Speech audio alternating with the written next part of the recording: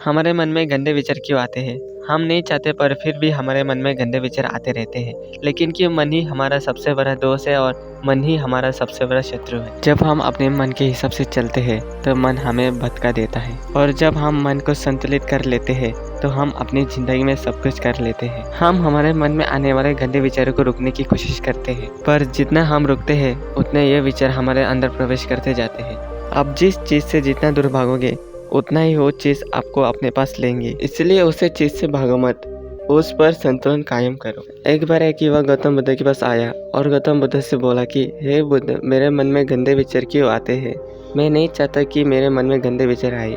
मेरे मन में हमेशा काम वासना के विचार चलते रहते हैं और मैं इनके बारे में सोच सोच कर बहुत परेशान हूँ। मेरी ऊर्जा और समय यह सब सोचने में ही नष्ट हो जाता है और इन सब के विचारों की वजह से मैं कभी भी शांत नहीं रह पाता और मैं हमेशा स्त्रियों को देखकर मोहित हो जाता हूँ, अपने आप को रोक ही नहीं पाता।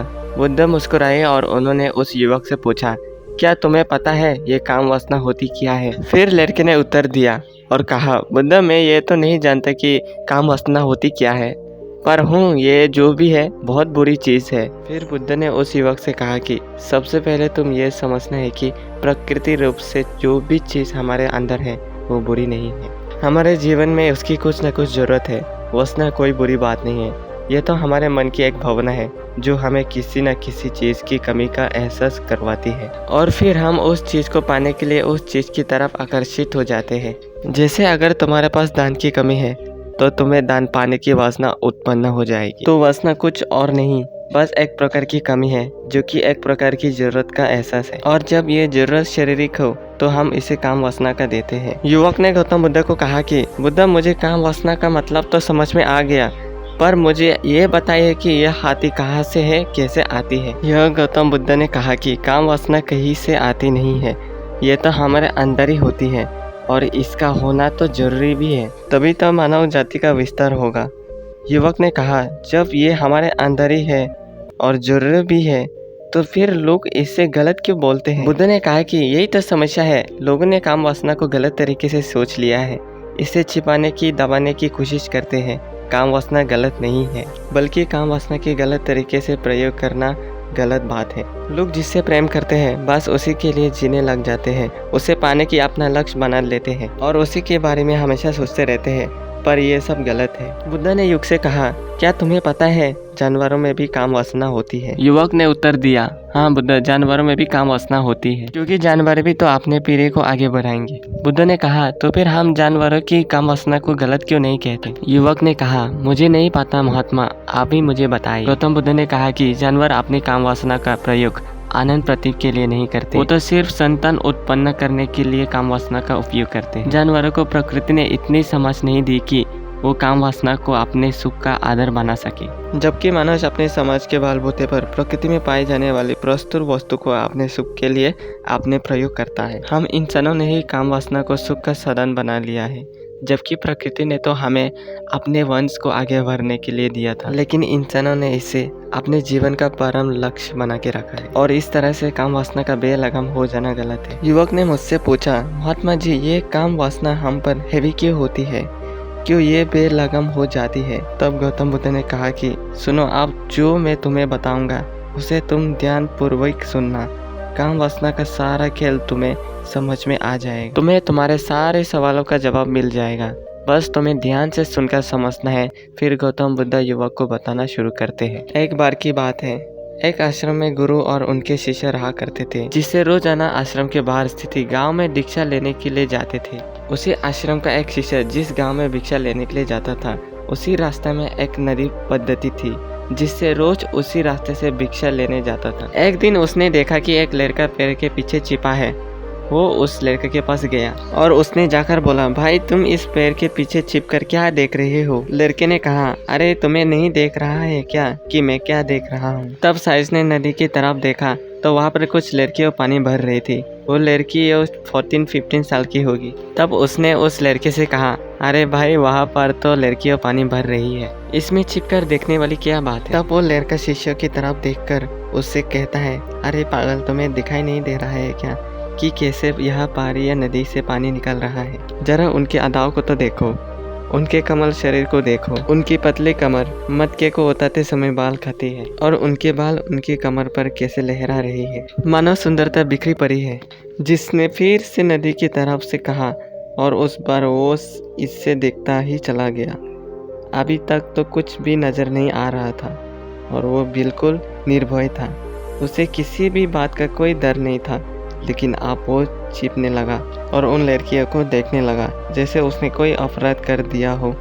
और जब वो छिपकर उन लड़कियों को देख रहा था तभी वो अचानक अंदर से कांप गया और उसने कहा कि ये मैं क्या कर रही हूँ, मैं जो कर रहा हूँ वो सही नहीं है, मुझे यहाँ से चले जाना चाहिए। और फिर वो जल्दी से वहाँ से चला गया। वो आश्रम पहुँच जाता है। आश्रम जाकर वो अपने कार्य में लग गया, लेकिन जो अभी वो देखकर आया था वही उनकी आंखों के सामने बार बार आ रहा था। उसके मन में वही दृश्य चल रहा था। उसका मन वही सब कुछ देखने के लिए लड़ाई हो रहा था। उसका किसी भी काम में मन नहीं लग रहा था। सुबह होते ही वो रोज जल्दी ही भिक्षा के लिए आश्रम से निकल जाता और उसी नदी के पास वाले पेड़ के पास जाता जहाँ पर वह लड़का पहले से मौजूद रहता था। उसके साथ मिलकर लड़कियों को छुप छुप कर देखता था। अब वो इसी रोज ऐसे करने लग गया। उसके रोज का काम हो गया। अब उसे शिष्यों का मन किसी भी काम में नहीं लगता था। वो हमेशा ही किसी न किसी प्रकार के विचार में उलझा रहता। वो आश्रम के कार्य को भी ठीक ढंग से नहीं कर रहा था। ना वो ठीक से सो पाता था, ना वो ठीक से खाना खा पाता था। उसका मन बेचैन सा रहता था। उसका मन बार बार उन लड़कियों के सौंदर्य को देखने के लिए लालित होता था। जब गुरु भिक्षा देते तब भी उस शिष्य का मन कहीं और विचारों में खोया रहता था। गुरु ने अपने शिष्यों की इन हरकतों को भांप लिया था। एक दिन गुरु ने शिष्यों को अपने पास बुलाया और कहा कि आज से मैं भी तुम्हारे साथ भिक्षा मांगने चलूँगा। तुम और मैं साथ साथ भिक्षा मांगने चलेंगे। तभी सृजन गुरु को मना करते हुए बोला, नहीं गुरुदेव, आप परेशान क्यों हो रही हो?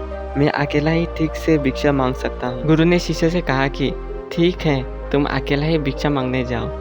जिससे तुरंत वहाँ से भिक्षा मांगने के लिए निकल गया। शिष्यों के जाने के बाद गुरु भी आश्रम से निकल गए और शिष्यों को पीछे करने लगे कि वो कहाँ जाता है और किससे मिलता है।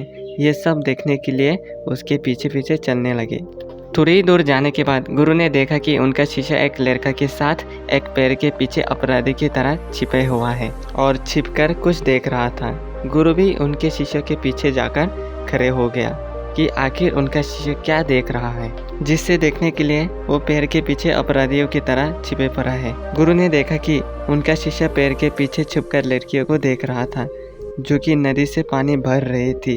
तभी गुरु ने शिष्य को कहा कि तुम क्या देख रही हो? अपने गुरु की आवाज़ सुनकर वो इससे घबरा गया और उसके पसीने छूटने लगे। वो दर दर कांपने लगा, जैसे किसी चोर को चोरी करते हुए रंगे हाथे पकड़ लिया हो। उसकी हालत खराब हो गई। वो कुछ भी नहीं बोल कर रहा था। दूसरा जो शिष्य के साथ था वो वहाँ से भाग गया, जिससे घबरा हुआ था। उसके मुंह से कुछ टूटे फूटे शब्द ही बाहर निकल रहा था। वो अपने गुरु से नजर भी मिला नहीं रहा। गुरु ने शिष्य की तरफ देखा और कहा कि मेरा शिष्य तो निर्भय था, उसे तो किसी भी चीज़ का डर नहीं था। शिष्य ने गुरु से कहा कि मुझे माफ़ कर दो गुरुदेव, मेरे इसमें कोई दोष नहीं है।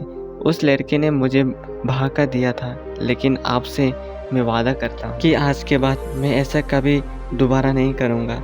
मुझे माफ़ कर दो गुरुदेव।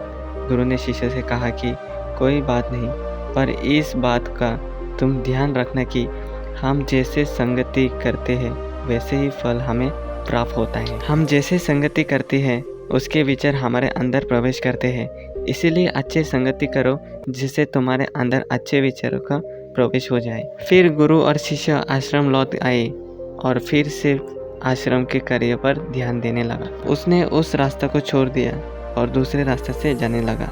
वो अपने काम को ध्यान से करता, लेकिन धीरे धीरे उसके अंदर क्रोध उत्पन्न हो गया और फिर वो दूसरे आसन पर क्रोध करने लगा और बेचैन देने लग गया। अब वो सही समय पर भोजन भी नहीं करता था। वो भोजन भी बहुत कम खाता था। एक रात गुरु शिष्य के पास आया और उससे बोले कि अब तक तुमने कितने बार अपना वादा तोड़ दिया। ये सुनकर शिष्य अपने गुरु के चरणों में गिर गया और रोने लगा। रोते रोते ही उसने गुरु से कहा कि गुरुदेव, मैं कई बार अपना वादा तोड़ चुका हूँ, फिर वादा कर लेता हूँ, लेकिन हर बार मैं वादा तोड़ देता हूँ। मेरा मन मेरे नियंत्रण में है ही नहीं। मैं बहुत कोशिश करता हूँ, कि मैं अपने मन से सारे बुरे विचारों को निकाल दूं, लेकिन मैं चाहकर भी ऐसा नहीं कर सक रहा हूँ। फिर गुरु ने शिष्य को कहा कि चलो मेरे साथ। गुरु शिष्य को आश्रम के बगीचे में लेकर गया और किसी से कहा कि देखो, यहाँ पर कुछ यह बनी हुई है जिससे नदी का पानी इन पौधों तक आ रहा है और यह पानी एक नियंत्रण भाव से एक रहा है। क्या तुम इस पानी के बहाव को रोक सकते हो?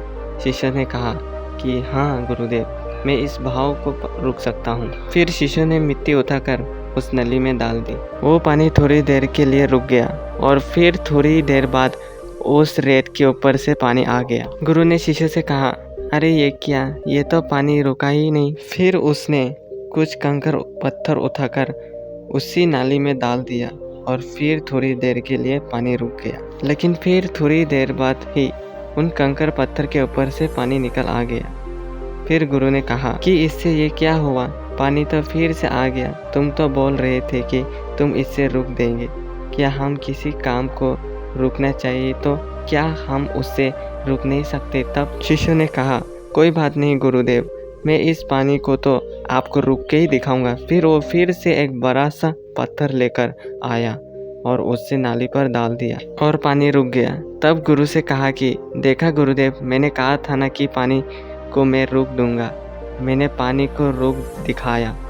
आपकी बात मैंने पूरी कर दी। गुरु मुस्कुराए और बोले, अच्छा जरा ध्यान से देखो, पानी रुक गया क्या? वो तो पीछे से नली तोड़कर बाहर आ गया और अगला बगला से बाहर रहा है। और ध्यान से देखो, इस पत्थर की आगे भी आ गया और ये पानी अपना रास्ता बदल कर फिर से आगे तरफ बाहर जा गया। और फिर थोड़ी देर बाद ऐसे ही हुआ। फिर गुरु ने शिष्य को समझाया कि तुम्हारे साथ भी तो ऐसा ही चल रहा है। तुम बार बार प्रयास कर रहे हो, बड़े से बड़ा प्रयास कर रहे हो, पर हर बार तुम्हारा प्रयास टूट रहा है और ये हमेशा टूटना ही रहेगा। तुम कितना भी बड़ा पत्थर रख लो, लेकिन पानी तो अपना रास्ता बना ही लेता है। यह सब देखकर गुरु से कहा कि हे गुरुदेव, क्या कोई तरीका नहीं है जिससे मैं गंदे विचारों को बाहर निकल सकूं और ये मेरे मन में आए नहीं? गुरु शिष्य को एक नदी के पास ले गया जहाँ से उससे बगीचे में पानी नहीं आ रहा था। गुरु ने शिष्य से कहा, वो पानी इसी नदी से जा रहा है। अगर हम यही से उस रास्ते को बंद कर दे जहाँ से पानी बगीचे में जा रहा है, तब क्या हम पानी को रोक नहीं सकते? जिसने कहा कि हाँ गुरुदेव, अवश्य ऐसा हो सकता है। मैं इस पानी को यही से बंद कर देता हूँ, तब आगे की नली में पानी जाएगा ही नहीं और फिर बगीचे में पानी जाएगा ही नहीं। फिर से इन्हें नदी से जाने वाले रास्ते को बहुत मेहनत करके पत्थर और मिट्टी डालकर बंद कर दिया और गुरु से कहा कि गुरुदेव, मैंने पानी को बंद कर दिया है, अब ये पानी बगीचे में जाएगा ही नहीं।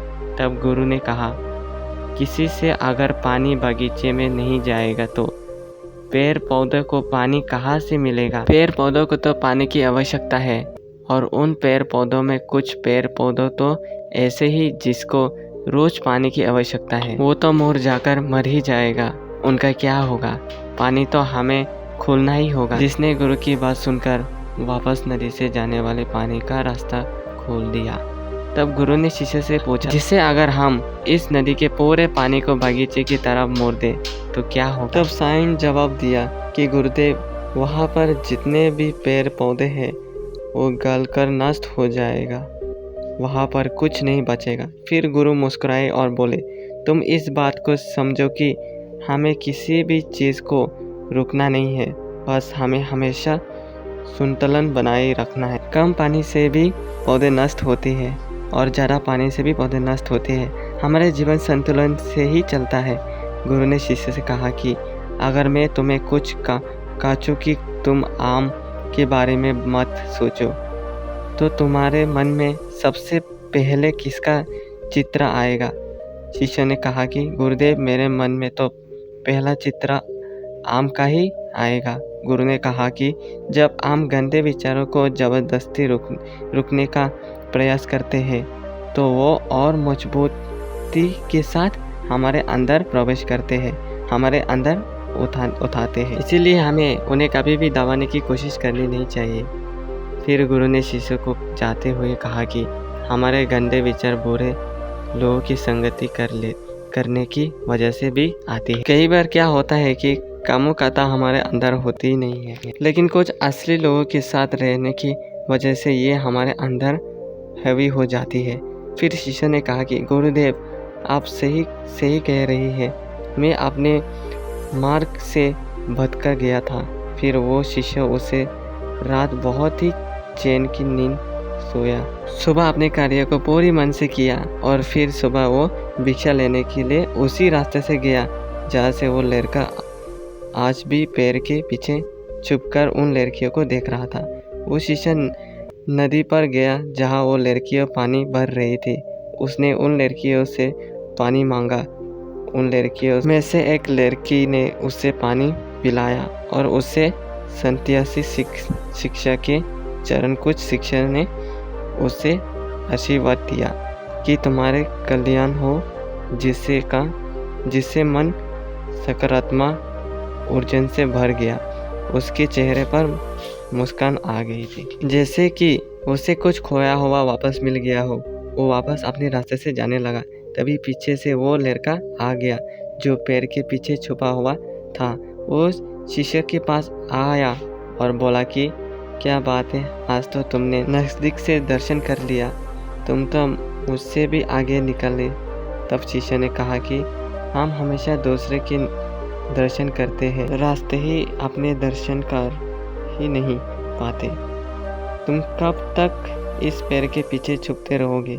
किसी को पसंद कर लो, उससे भूल दो कि अगर वो भी तुम्हें पसंद करती है तो शादी कर लो, और उससे पहले तुम कुछ बन जाओ। अपने आप को पहचान लो, ऐसे अपना समय बर्बाद मत करो। फिर वो लड़का रोज़ उससे मिलने गया और उसे लड़की ने नदी पर जाना छोड़ दिया। और फिर वो लड़का अपने जीवन में कुछ बनने के लिए संघर्ष करने लगा। तो तुमने देखा संगति का अक्सर क्या होता है। अपने संगति बदलो, अपने विचार बदलो। बुद्ध ने युवक से पूछा कि क्या तुम्हें तुम्हारे सारे सवालों का जवाब मिला गया? तब युवक ने कहा कि हाँ महात्मा जी, आपका बहुत बहुत धन्यवाद। तब गौतम बुद्ध ने युवक से कहा कि जब तुम्हारे मन में गंदे विचार आ गया तब आप अपने आप को दोषी मत मानो। तो ये सुनकर युवक ने वहाँ से चला गया।